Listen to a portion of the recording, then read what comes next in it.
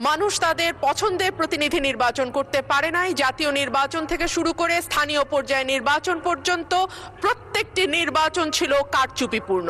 সে কারণেই একবার সংসদে আমি মজা করে বলেছিলাম, সুষ্ঠু হয়েছে নির্বাচন, ভোট দিয়েছে প্রশাসন, তাকিয়েছিল জনগণ, এর নাম বাংলাদেশের নির্বাচন।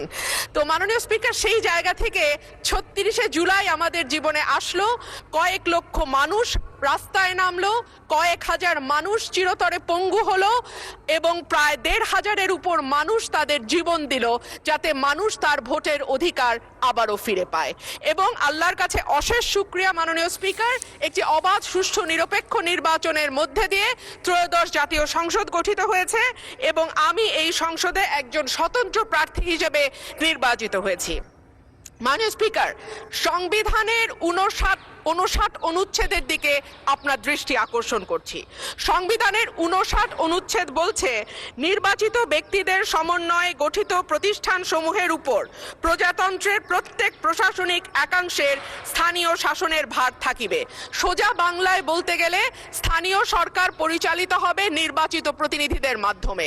কিন্তু আমরা বিস্ময়ের সঙ্গে এবং দুঃখ নিয়ে লক্ষ্য করলাম, একটি নির্বাচিত সরকার ক্ষমতায় আসবার পরপরই স্থানীয় প্রশাসনগুলোতে প্রশাসক নিয়োগ করেছে। মাননীয় স্পিকার, যখন শেখ হাসিনা পালিয়ে গেল তখনকার পরিবর্তিত পরিস্থিতিতে অন্তর্বর্তীকালীন সরকার প্রশাসক নিয়োগ দিতে বাধ্য হয়েছিল, কারণ আমরা দেখেছি ইউনিয়ন পর্যায়ে, উপজেলা পর্যায়ে চেয়ারম্যান বা মেম্বার যারা ছিল তারাও পালিয়ে গেছে। কিন্তু এই অবস্থা তো মাননীয় স্পিকার এখন আর নেই। এখন তো একটা সুষ্ঠু নির্বাচন দেয়া যায়। সেই জায়গায় আমরা দেখলাম দলীয় নেতাকর্মীদের পুনর্বাসন প্রক্রিয়া শুরু হয়েছে।